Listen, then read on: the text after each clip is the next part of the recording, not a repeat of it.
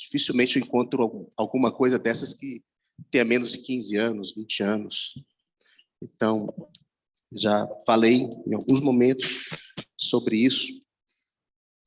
E esses dias me veio à mente, muito por conta de uma necessidade, eu creio, que a igreja passa nessas últimas décadas, nos últimos anos.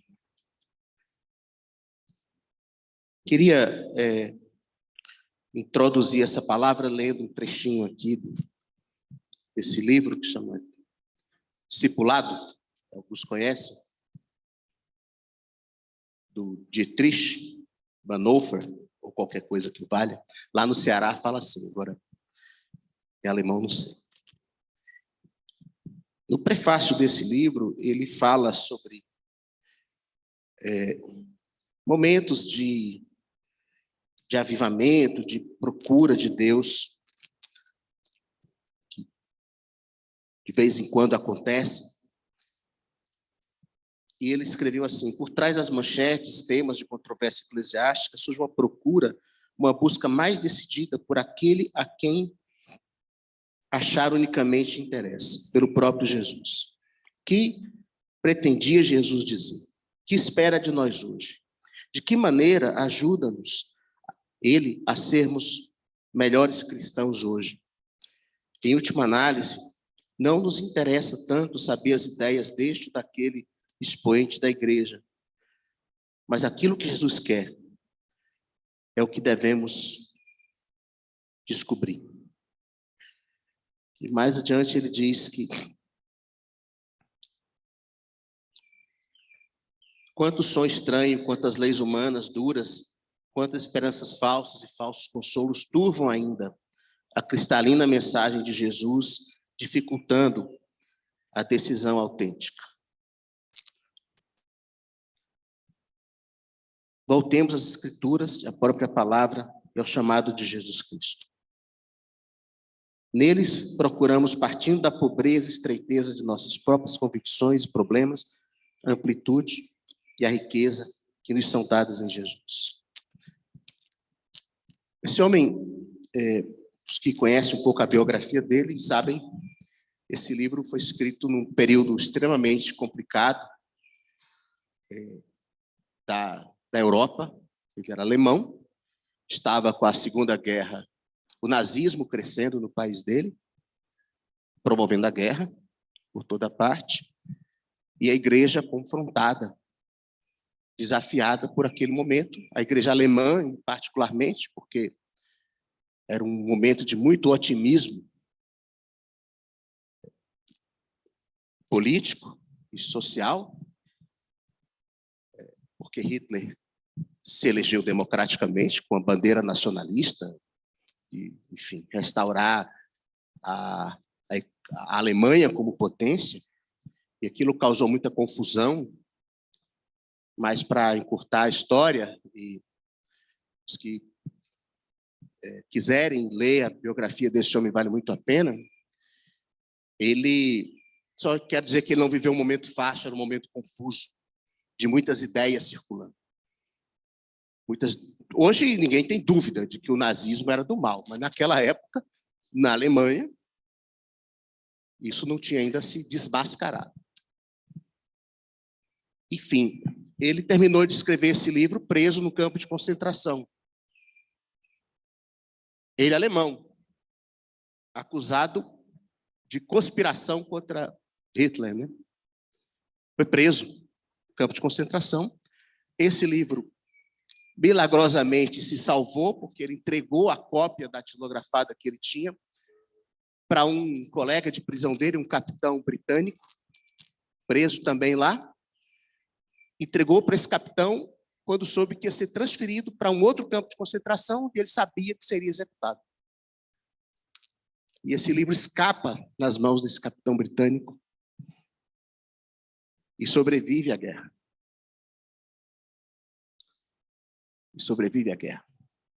E ele foi executado por ordem direta do Reich, na iminência da derrota alemã para os aliados. Não podiam deixar ele vivo. Enfim.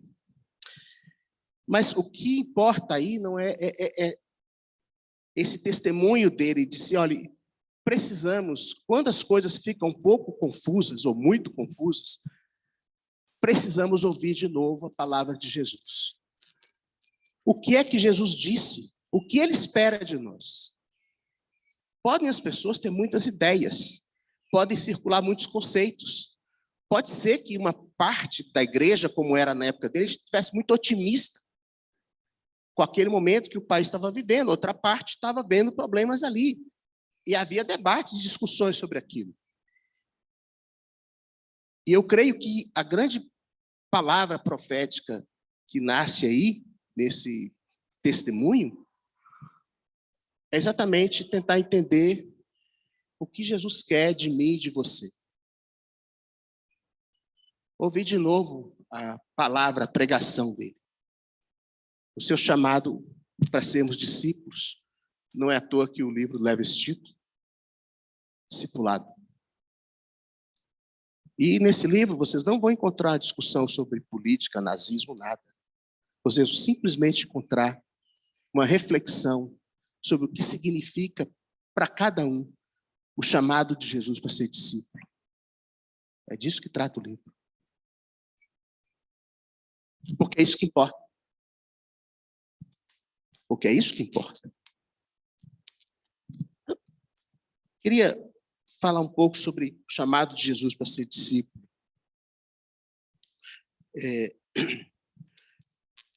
Como disse, é uma palavra que eu medito nela ao longo dos anos e, enfim, tem um texto escrito que eu dei uma atualizada nele, depois eu ponho no blog, divulgo, então não se preocupem, assim, vou tocar em alguns pontos aqui, mas podem pegar, podem ler, podem ter as referências bíblicas todas lá, porque quero apenas destacar algumas coisas sobre isso. Lembrando, talvez cada um de nós aqui possamos fazer esse pequeno exercício de imaginação e lembrar lá dos textos do Evangelho em que a gente encontra o relato de como Jesus chegou para aqueles primeiros discípulos, né, e os chamou. São cenas muito simples, né? Não tem a dramaticidade dos hollywoodiana, aquela elaboração toda. Jesus está andando, passando, pregando por ali, lá pelas tantas ele passa, tem lá os trabalhadores, os pescadores, na sua tarefa diária, com peixe, pescou, não pescou. E Jesus passa lá e diz, venham ser meus discípulos. Não dá nenhuma explicação, não faz nenhuma concessão, não. A gente fica assim meio atônito com isso, né? É difícil a gente entender isso. Como assim? O sujeito está lá, aí o outro passa e diz, venha, e ele vai. Larga tudo para trás e vai. A gente pode pensar, ele já sabia quem era Jesus, já tinha ouvido uma pregação, outra. Pode ser, mas não é isso que importa aqui. Não é isso que está em relevância aqui. Eles largam tudo e vão. Seguir aquele homem que pregava o reino de Deus, o arrependimento.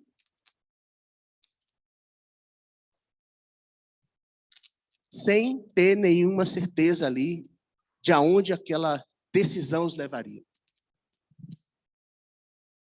Então, pensando assim um pouco nisso, né, sobre esse chamado, as consequências dele, para cada um de nós, não só para aqueles homens lá e mulheres do primeiro século que ouviram do próprio Jesus,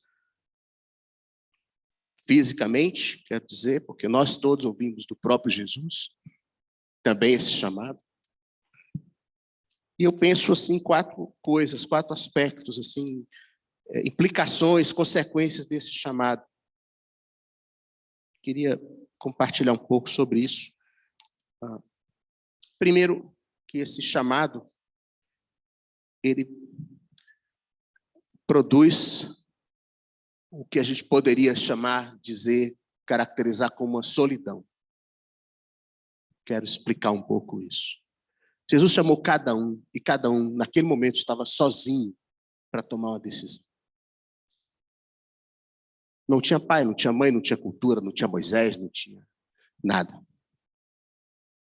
Não dava para olhar para o lado, nada. É você. Você. Mas essa solidão, ela ao mesmo tempo gera naquele que ouve e atende o chamado uma identidade nova. Jesus disse, você pescava peixe, agora vai pescar homem. Você era qualquer coisa, agora é meu discípulo. Gera identidade. Depois, esse chamado nos inclui na comunhão. Porque quando nós atendemos o chamado, nós descobrimos que passamos a fazer parte de um corpo, de uma família. Passamos a pertencer a um reino. Nos introduz nisso, nesse pertencimento, nesse vínculo. Depois, terceira coisa, e aí não é uma ordem, uma sequência, tá? Tem tudo ao mesmo tempo, mas esse chamado nos envia ao serviço, nos dá uma missão. Você vai agora ser pescador de homem. Você foi chamado, você, pessoalmente, sozinho. A partir do momento que você atende o chamado, você pertence a um corpo, pertence a uma família. E você tem uma missão. Você tem um serviço que vai ser uma consequência desse seu chamado. O serviço, vamos talvez meditar um pouco nisso, não é simplesmente uma tarefa a fazer, é uma consequência de quem você é. Não é uma obra para ser feita simplesmente, que você pode fazer ou não fazer. É uma consequência de quem você é. E a quarta coisa que eu penso, que eu reflito muito, é que o chamado de Jesus transforma. Transforma. Me leva a cada dia ao desafio de ser diferente. Me leva na direção do propósito de Deus, de que eu seja parecido com Jesus. O chamado transforma. Seguir Jesus transforma. Estar na comunhão dos irmãos transforma. Servir transforma. Está tudo junto.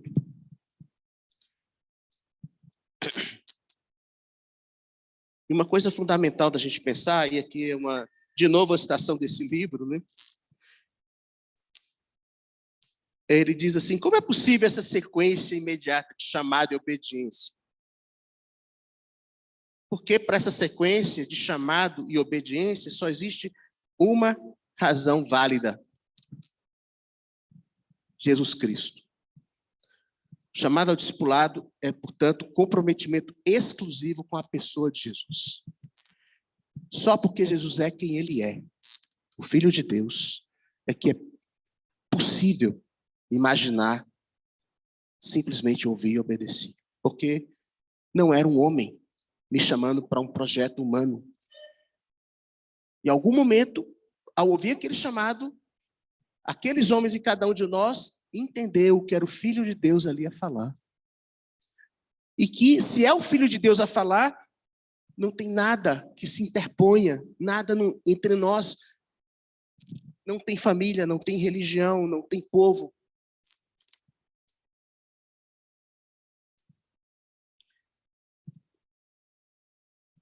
Nós lemos aqui no Evangelho de Lucas sobre esse primeiro aspecto do chamado, que produz essa solidão, que leva a esse encontro e gera essa identidade. Aqui Lucas 9.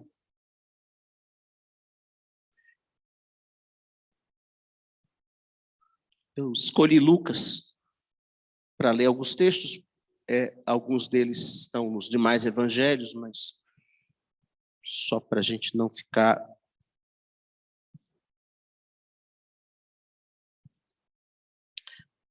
Lucas 9, verso 23, lemos assim, dizia a todos, se alguém quer vir após mim, a si mesmo se negue, dia a dia tome a sua cruz e siga-me.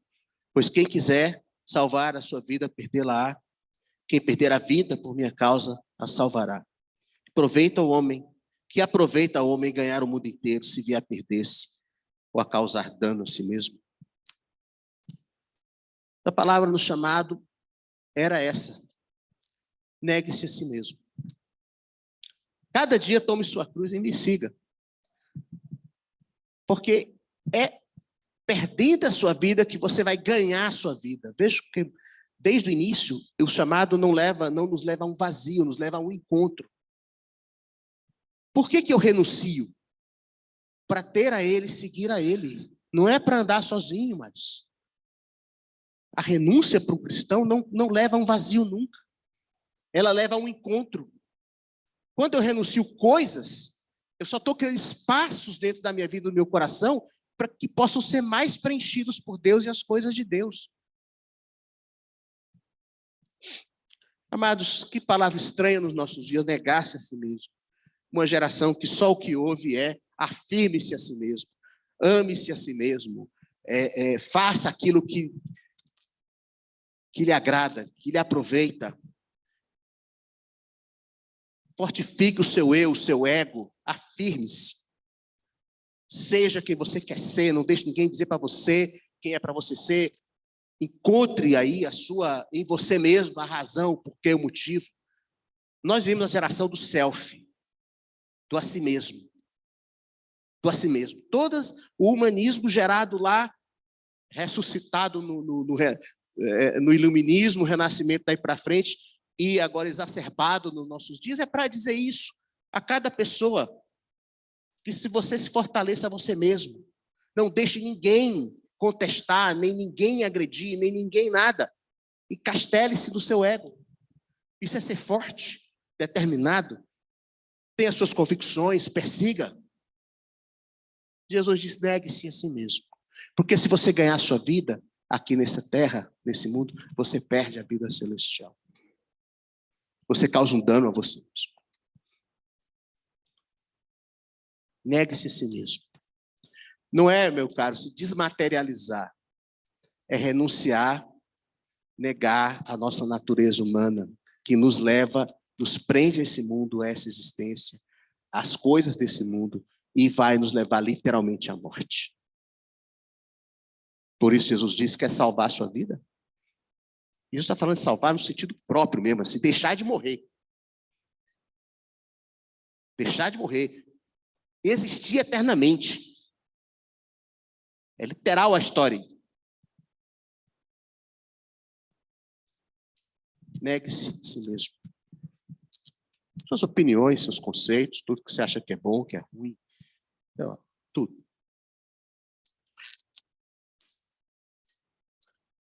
Tome a sua cruz cada dia. Eu entendo tomar a cruz muito no sentido de aceite a sua vida, a sua tarefa, a sua dor, os seus desafios, as suas dificuldades. Essa é a vida que Deus te chamou para viver.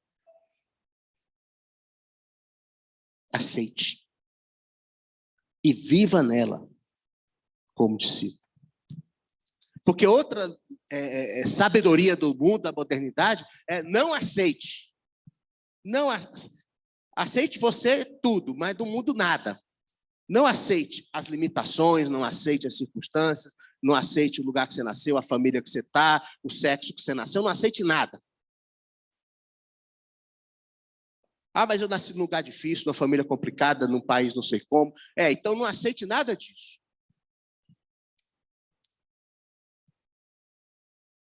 Rebele-se, revolte-se. Por que você vai viver aí debaixo desse negócio que você não escolheu? Sua vida é assim. Jesus diz, tome a sua cruz. A minha cruz. Qual é a minha cruz? São as coisas que eu preciso viver, suportar, sofrer. Porque é a minha vida. E é nessa vida que a graça do Senhor vai se manifestar. É nessa vida que a imagem de Deus vai se formar em mim. Não é na vida do outro lá que está na rede social, fanfando para cá e para lá. Deus nos chamou para viver a vida que nós vivemos. Não a outra. que eu posso fantasiar, imaginar e viver oprimido a vida inteira porque não é a minha. Não é o corpo que eu queria, não é a classe social que eu queria, não é o país que eu queria, não é nada que eu queria. Jesus está dizendo, considere as adversidades da sua vida como parte do que você precisa viver. E siga-me. Aí vem a finalidade de tudo. Segui-lo. Estar com ele. Receber dele.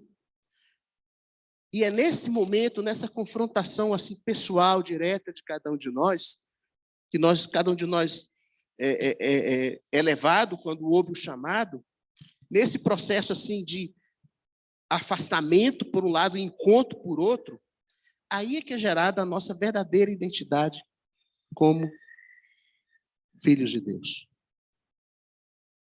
Que nós somos chamados a viver. Meus amados, isso, na história de cada um de nós, pelo menos da grande maioria aqui, eu creio, teve um dia que você foi confrontado com esse chamado e você tomou uma decisão. Mas eu penso que um dos grandes desafios da vida com o Senhor é ouvir esse chamado todo dia. Todo dia, a gente buscar, de alguma maneira, estar nesse lugar solitário com Ele. E deixar isso impactar a vida da gente de novo. Porque senão, isso vai se tornando uma história, vai se tornando uma nostalgia para alguns. E a vida cristã, ela começa a ser dura, pesada.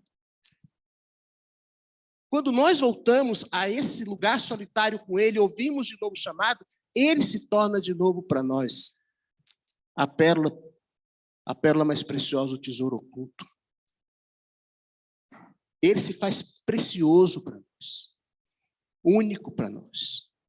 E nós nos lembramos porque é que um dia nós deixamos tudo para tê-lo. Mas se nós não temos esses momentos, se nós não voltamos a esses lugares de comunhão íntima e pessoal com Ele,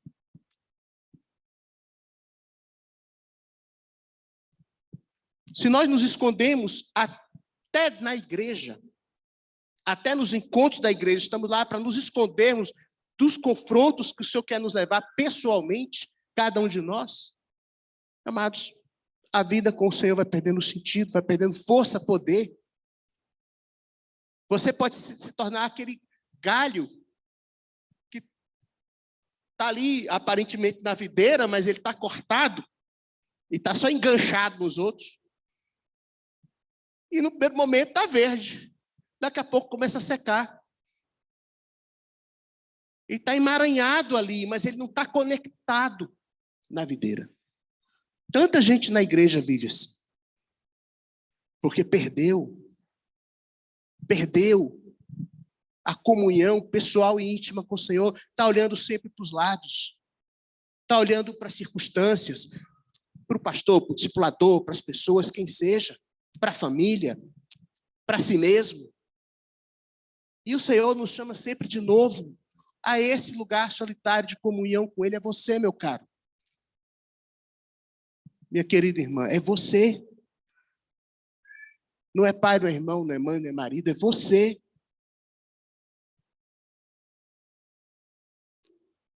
Queria que você ouvisse de novo hoje esse chamado. Que ele te confrontasse de novo.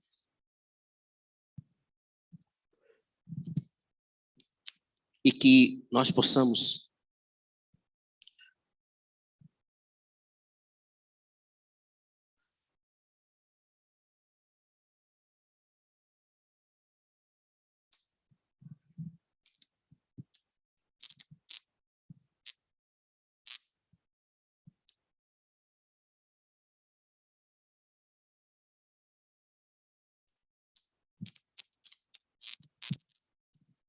São poucos minutos que você vai passar aqui. Não vou chateá-los muito tempo. Não. Por favor.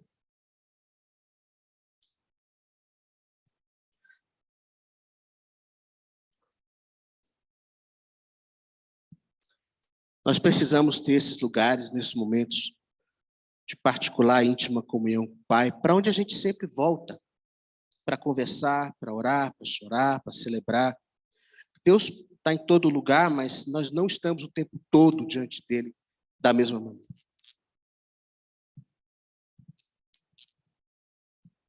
Eu, ao longo da minha vida, principalmente nos momentos mais difíceis,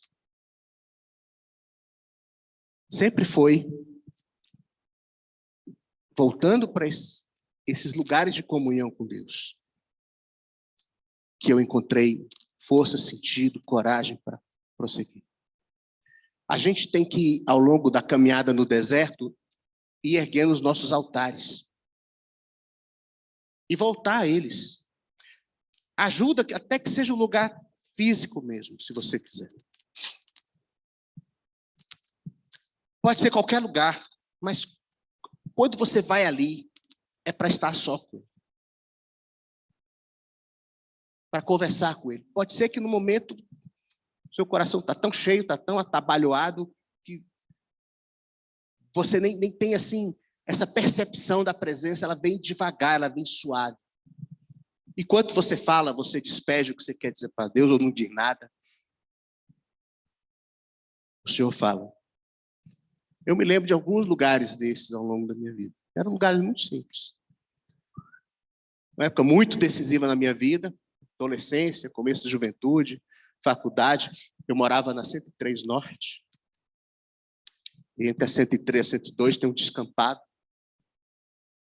Não sei se ainda é assim. Quantas vezes eu desci e fui lá andar sozinho? Chatear Deus com os meus dramas de adolescência e juventude. E quantas vezes o Senhor me falou? Não é automático assim, a vida com Deus é um longo diálogo, é uma longa conversa. Às vezes tem mais palavras, mais silêncios. Mas, amados, se nós perdemos isso, não sabemos mais quem somos. A nossa vida passa a ser definida por circunstâncias, por outras pessoas, pela validação que outras pessoas dão à nossa vida ou não, se elas consideram que a nossa vida faz sentido ou não. E a nossa identidade, meus caros, só pode ser gerada em Deus. Ele pronuncia o teu nome e te faz ser quem você é.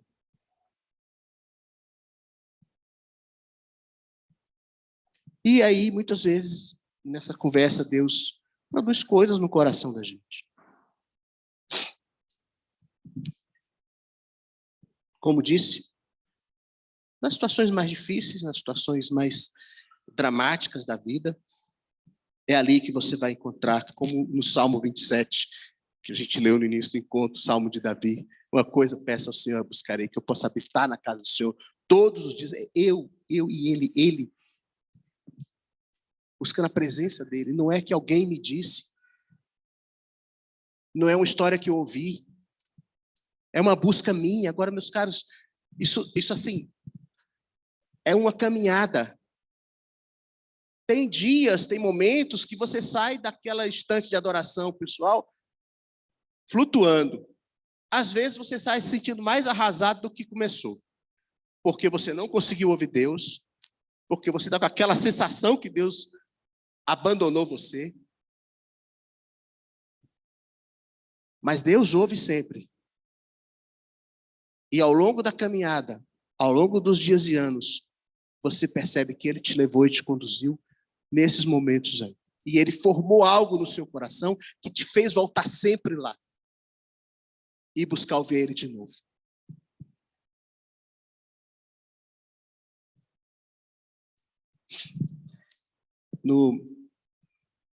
Na caminhada, assim, no meio no ministério, no serviço a Deus, nós temos, na vida da igreja, nós temos sempre muitas dificuldades no relacionamento com os irmãos, nos desafios, nas dúvidas, nas situações difíceis que a gente passa, quando entendemos que precisamos servir ao Senhor e fazer coisas para o Senhor, enfim.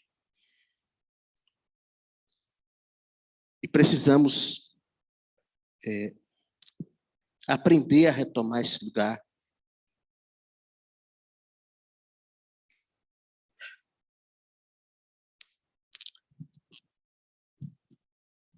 comunhão com o Senhor e aprender a ouvir a maneira como Ele fala com cada um de nós. O segundo aspecto é que o chamado nos inclui na comunhão, gera um pertencimento. Somos corpo, somos família. Queria ler uns textos aqui também, um texto em Filipenses, entre vários no Novo Testamento, que destacam isso. Filipenses 2:1, o apóstolo diz assim: se há, pois, alguma exortação em Cristo, alguma consolação de amor, alguma comunhão do Espírito, se há entranhados afetos e misericórdias, completai a minha alegria, de modo que pensais a mesma coisa, tenhais o mesmo amor, sejais unidos de alma, tendo o mesmo sentimento.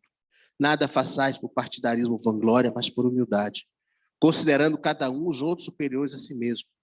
Não tenha cada um em vista o que é propriamente seu, senão também cada qual o que é dos outros. E Colossenses 3, verso 5.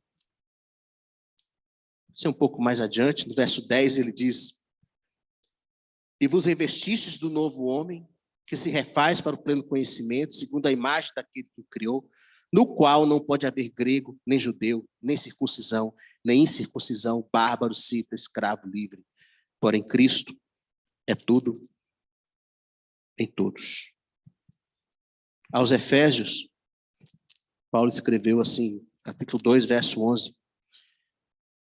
Lembrai-vos de que outrora vós, gentios na carne, chamados incircuncisão por aqueles que se intitulam circuncisos na carne, por mãos humanas, naquele tempo estavam sem Cristo, separados da comunidade de Israel, estranhos às alianças da promessa, não tendo esperanças em Deus no mundo.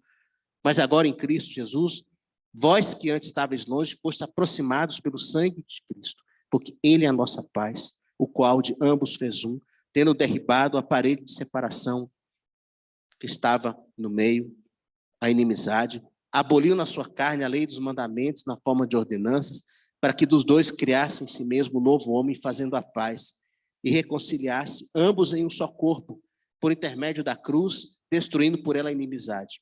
E vindo, evangelizou paz a vós outros que estáveis longe, e paz também aos que estavam perto. Porque por ele, ambos temos acesso ao Pai em um Espírito. Assim, já não sois estrangeiros e peregrinos, mas concidadãos dos santos, e sois da família de Deus. No capítulo 4, ainda na carta aos Efésios, verso 1, rogo-vos, pois eu, prisioneiro do Senhor, que andeis de modo digno da vocação a que fostes chamados, com toda a humildade e mansidão, com longanimidade, suportando-vos uns aos outros em amor, esforçando-vos diligentemente por preservar a unidade do Espírito, do vínculo da paz. Há somente um corpo e um Espírito, como também foste chamados numa só esperança da vossa vocação. Há um só Senhor, uma só fé, um só batismo, um só Deus e Pai de todos, o qual é sobre todos, age por meio de todos, está em todos. Amados, nós não estávamos apenas desconectados de Deus, separados de Deus. Estávamos desconectados, separados uns dos outros.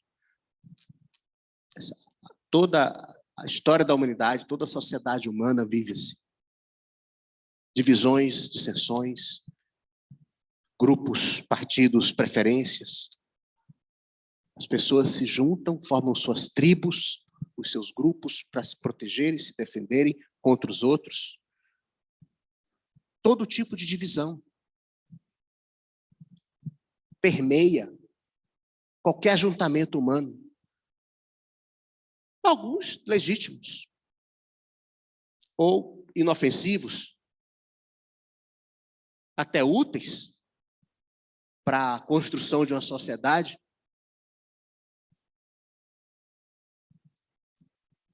Mas, muitas vezes, em muitos momentos, isso acaba contaminado por essa semente de egoísmo e de intolerância e de falta de amor aos outros e perverte tudo. Um exemplo idiota. Esporte. Cada um torce pelo seu time. Olha, beleza. Saudável até. teve um jogo de futebol não sei aonde, morreram mais de 100 no estádio.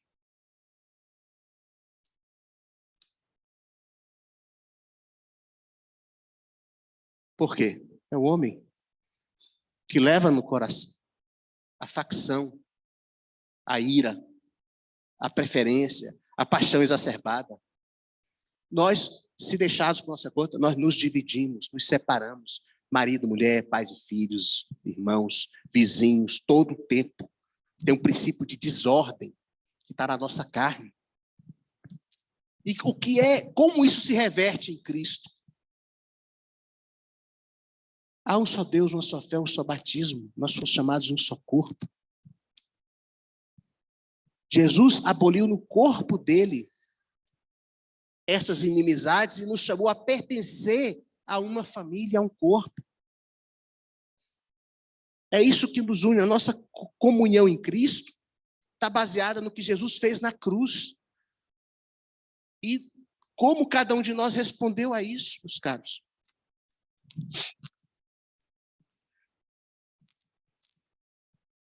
A questão é que, se nós entendemos o nosso chamado para sermos discípulos, entendemos a identidade que o Senhor nos gera, quando nós vamos para a comunhão com os irmãos, nós vamos de uma maneira diferente. Como alguém que não pertence mais a si mesmo. Alguém que foi chamado pelo Senhor, desalojado da própria vida, para pertencer, para relacionamentos que são sempre em Cristo. Em Cristo. A comunhão cristã não é uma comunhão de simpatias e preferências, de gostos. É em Cristo. Nós não temos que ser iguais. Não temos que gostar das mesmas coisas. É em Cristo. É em Cristo. Se eu só me relaciono com aquelas pessoas que me agradam, eu perverto a comunhão em Cristo.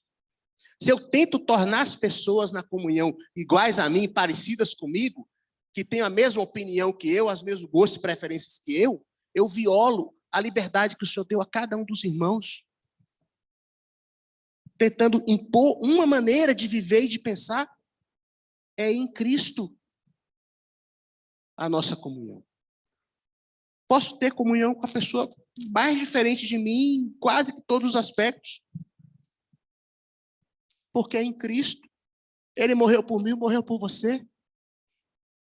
E nos aproximou no seu corpo e família, e nós pertencemos um ao outro. Não temos mais como nos livrar disso. Eu não posso deixar de pertencer sem deixar de ser cristão. Se eu sou cristão, eu pertenço.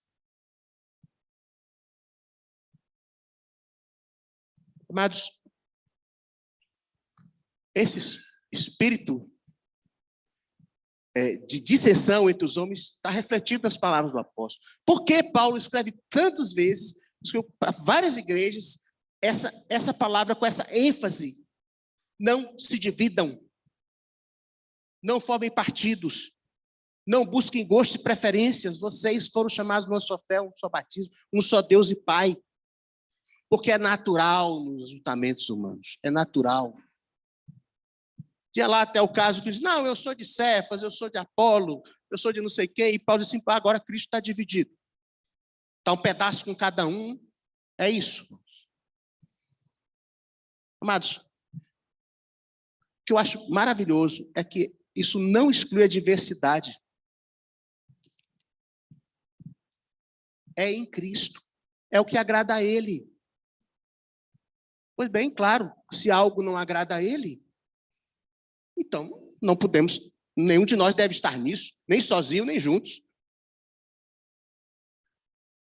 Se algo é contra a palavra dele, então nenhum de nós tem que estar nisso, nem sozinhos, nem juntos.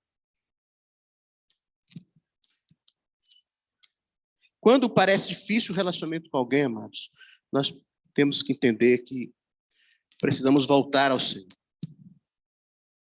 Aquele momento sozinhos com Ele e entendermos de novo a que somos chamados.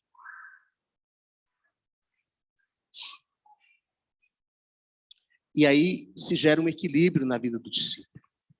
No momento que ele está só com Deus, dá a ele a compreensão de quem ele é em Deus e faz com que ele possa se relacionar com os outros em Cristo. Quando nós estamos na comunhão em Cristo, nós somos edificados, consolados e animados e afirmados no nosso relacionamento com Deus. Nossa vida precisa ter um equilíbrio. Se a nossa fé só subsiste no meio da igreja, na comunhão, temos que tomar cuidado.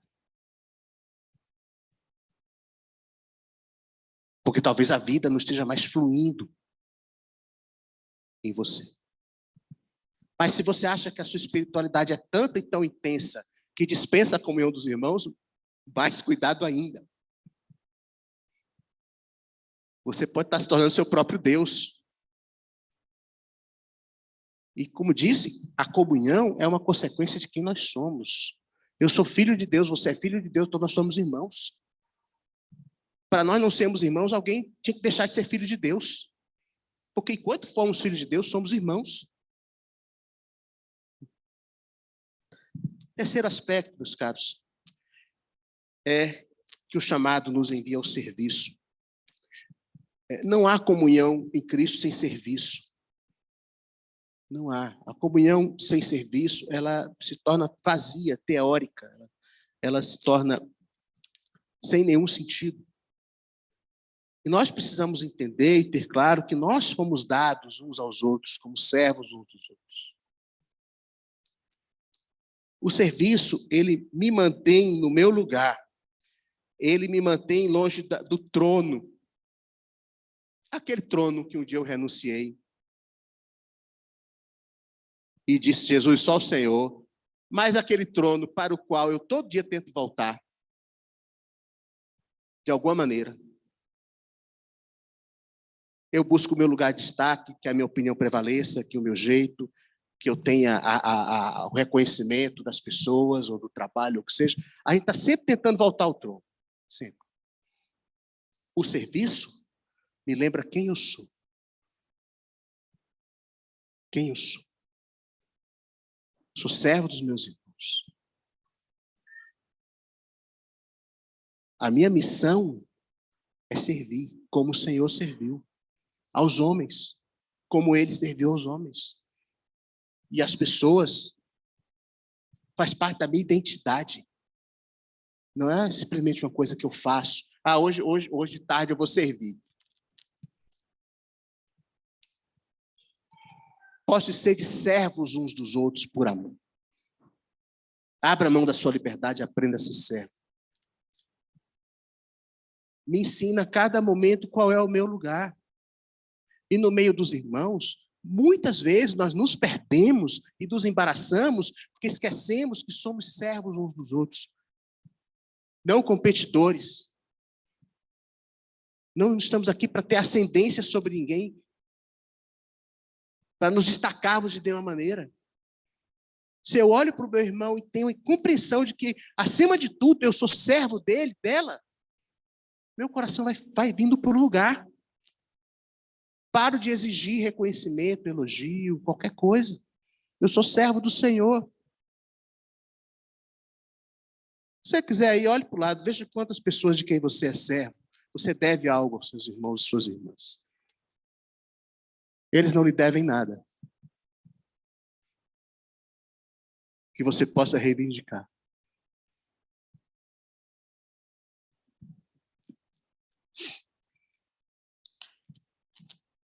Muita gente está interessada, às vezes, na igreja, em tantas coisas, em tantos projetos, tantos desafios, tantas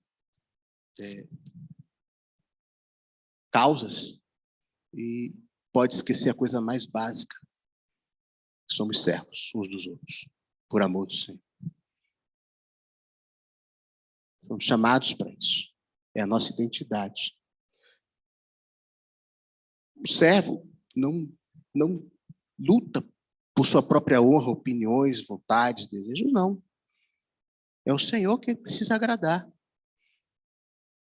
Em casa, na família, no meio da igreja, onde for. O chamado de Jesus produz na minha vida uma solidão, estar a sós com ele, porque sou eu e ele. E me gera identidade de quem eu sou. Não se esqueça de quem você é.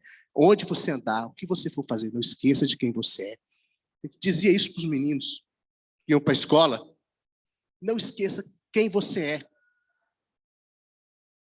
E quem te deu essa identidade não foi a Polícia Civil, o departamento, qualquer coisa. Deus te deu identidade.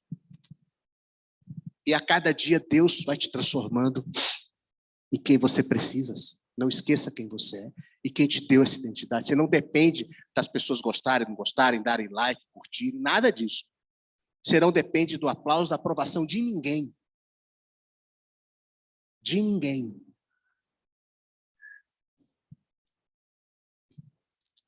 O chamado, essa minha nova identidade, me inclui no corpo e numa família.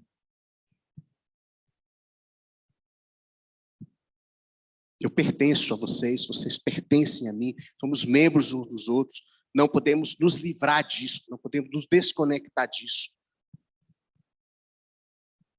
Não posso ter projetos de vida que me levem a um individualismo, a uma busca de realização própria e pessoal, nem espiritual. Não existe espiritualidade cristã solitária nesse sentido. Não existe. Aquele estereótipo do monge dentro de uma caverna, ali é uma parte do evangelho e uma falta de compreensão com a outra parte.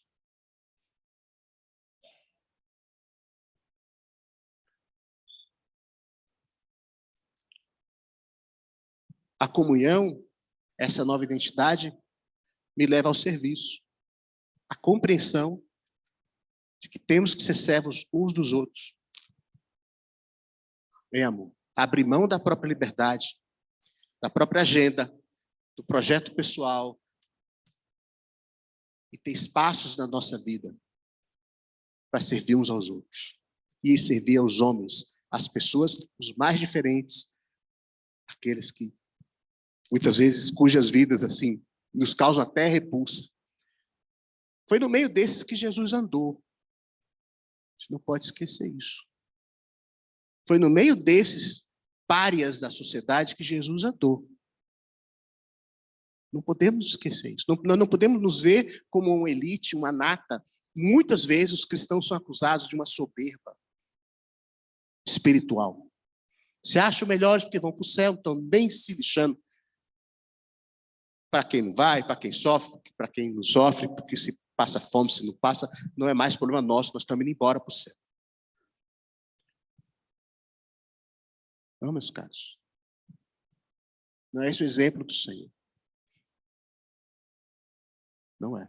Ah, quem quiser vem aqui que a gente prega. Nada disso. Você vai lá e prega. Você vai lá, onde ele vive e mora. Vai lá na vida dele. Quer dizer, mais difícil. É até mais fácil você visitar um lugar distante e ir lá pregar, mas você entrar na vida de alguém e permitir que alguém entre na sua vida, alguém cheio de demanda, de carência, de maluquice na cabeça, para servir, mais difícil, né? E a quarta coisa, amados, o chamado transforma. Estar com Jesus transforma, a comunhão do corpo transforma, o serviço transforma. Não é saudável não ser transformado continuamente. Alguma coisa está errada da nossa vida.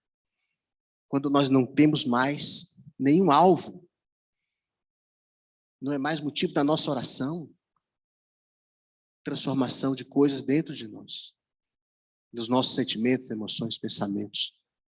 Não é saudável. Algo está errado. Como disse o apóstolo, eu não vou dizer que alcancei, eu prossigo para o alvo. O prêmio da soberana vocação de Deus em Cristo. Irmãos, eu não estou falando, ele disse, como quem já alcançou. Mas esse é o meu alvo, é a minha meta. É ser encontrado nele, a justiça que há nele. Eu renunciei a tudo, foi para isso. Para ter essa vida gerada em mim. Para, como ele disse, não sou mais eu quem vivo, Cristo vive em mim. O fruto do Espírito na minha vida, cadê ele? Amor, alegria, paz, paciência, longanimidade, bondade, mansidão. Amados, não é peso, não é uma nova lei. É simplesmente caminhar com o Senhor, andar com o Senhor. Buscar viver a vida da igreja e buscar servir ao Senhor transforma. Nós somos transformados quando adoramos e contemplamos o Senhor, somos transformados segundo a imagem da sua glória, somos transformados quando estamos no meio da igreja, na comunhão dos irmãos, recebendo, compartilhando do Espírito que está derramado na igreja, sendo exortados, confrontados, corrigidos, somos transformados, a vida da igreja nos transforma. O serviço nos transforma. Trabalha o nosso caráter, trabalha a nossa ansiedade, o nosso egoísmo, nos transforma. A vida com Deus é simples, precisa ser uma expectativa e uma busca contínua de que Ele vai sempre nos levando mais. Eu, esses dias, postei uma frase, uma oração de Santo Agostinho, né? Alguns talvez tenham visto, que ele assim, mais ou menos isso, que ele assim, que o pior que tem na gente não consegue anular o que tem de melhor na gente. É mais ou menos essa frase. Tem coisas ruins na gente, mas isso não consegue ser maior do que existe de bom na gente, de positivo na gente, para a presença do Espírito Santo.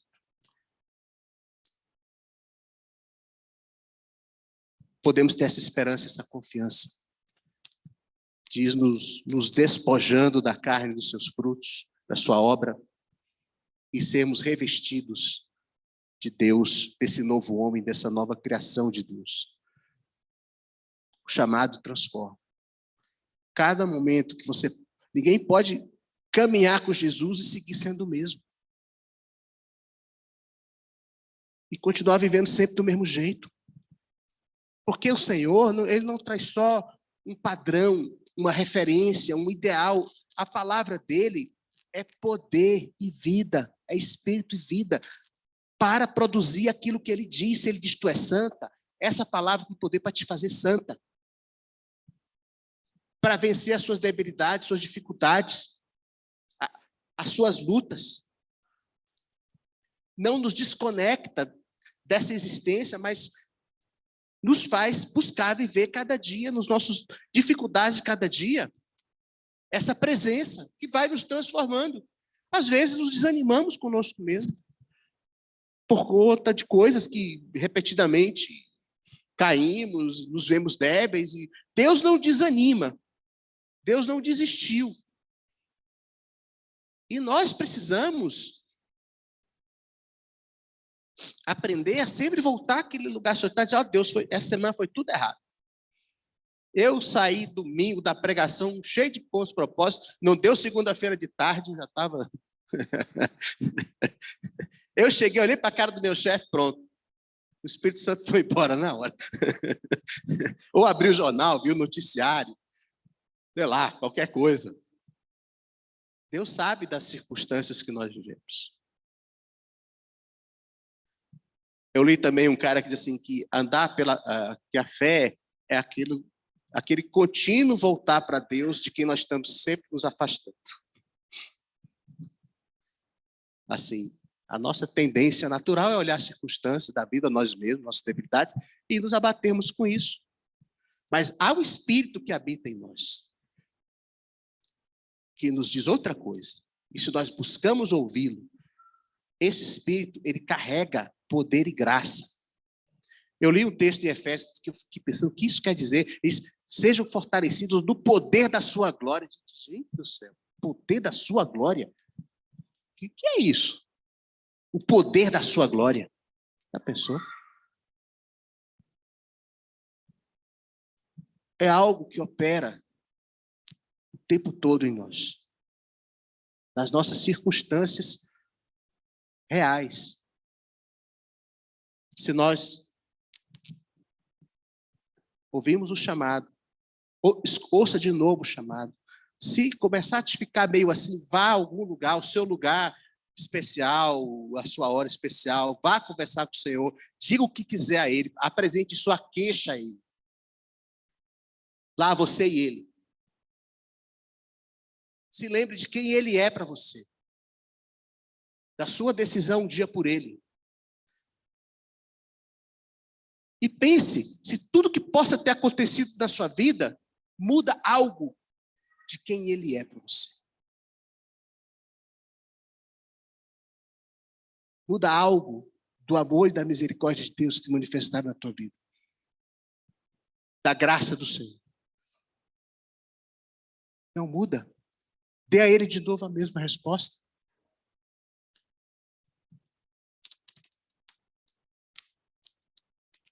E vá para a comunhão da igreja, vá para a comunhão dos irmãos, sabendo que você tem um corpo, tem uma família, você não está só. Nós pertencemos uns aos outros, e é como povo e família de Deus que precisamos testemunhar para o mundo, para a sociedade. Jesus disse, nisso conhecerão que todos são meus discípulos, se vocês amarem uns aos outros. Ninguém ama sozinho. O testemunho da igreja para fora está no relacionamento dentro da igreja. Como os cristãos se amam e se servem. Esse é o testemunho do evangelho para impactar a sociedade. Nisso conhecerão que sois meus discípulos. Se vocês amarem uns aos outros, mas se as pessoas olharem para a igreja e virem na igreja o que vem em qualquer lugar, as mesmas disputas, os mesmos ciúmes, as mesmas dissensões, as mesmas confusões, não vão crer. Amados, essas coisas podem acontecer no nosso meio, porque somos humanos, mas nós temos uma direção para elas. Nós vamos nos perdoar, nos suportar e nos amar.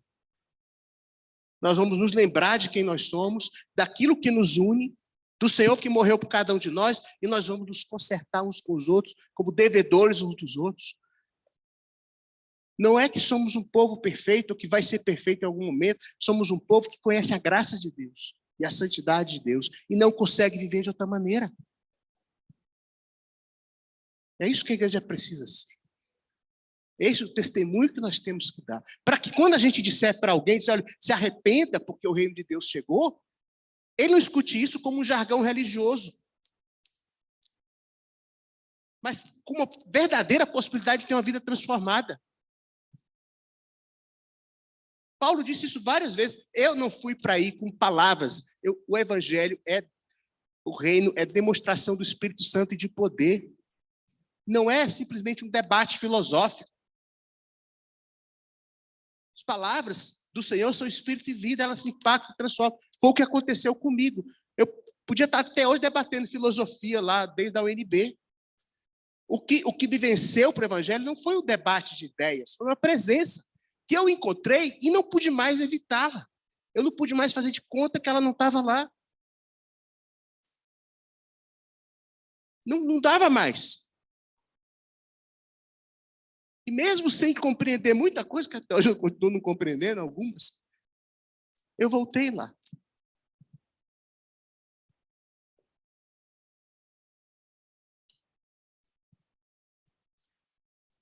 Nessa decisão pessoal, nesse pertencimento, nós encontramos nossa identidade, encontramos nosso sentido de corpo, de comunhão, de comunidade, nós encontramos a nossa missão e o propósito de Deus de nos conduzir, cada um de nós em semelhança de Jesus, cada dia. Senhor Deus, nosso Pai, quero te pedir, ó Pai, em nome de Jesus, que o Teu Espírito Santo, ó Deus, seja derramado abundantemente nas nossas vidas, na minha vida, na vida dos meus irmãos e irmãs. E que a palavra de Jesus possa produzir em cada um de nós tudo o que o Senhor deseja, tudo o que está no Teu coração, ó Deus. Ó Senhor, console os que precisam de consolo, fortaleça os que se veem fracos. Reanime, Senhor, a fé daqueles que carregam dúvidas. Mas que cada um de nós, ó Deus, possa responder ao Senhor e seguir ao Senhor e estarmos disponíveis para o Senhor, para que o Senhor nos conduza, nos leve ao encontro de quem nós realmente somos como filhos de Deus, do nosso chamado, da nossa vocação e do destino eterno que nos aguarda, Senhor. Não as circunstâncias desse mundo, ó Deus, mas o reino eterno. Não simplesmente os embates que precisamos travar e as lutas, mas uma vida contigo, Senhor, que não termina, que não tem fim. Queremos ganhar essa vida, Senhor. Queremos estar no Senhor. Te peço, ó Pai, em nome de Jesus, que o Senhor conduza a tua igreja esses dias, com graça, com revelação, com firmeza, com clareza, Senhor, da palavra que recebemos, da vida que precisamos viver. E tenha misericórdia, Senhor, de cada um de nós aqui. Nos ajude nas nossas debilidades e lutas, às vezes tão banais, talvez, tão comuns, mas é nelas que o Senhor quer manifestar o seu poder, o poder da sua glória, e nos conduzir em vitória e em triunfo.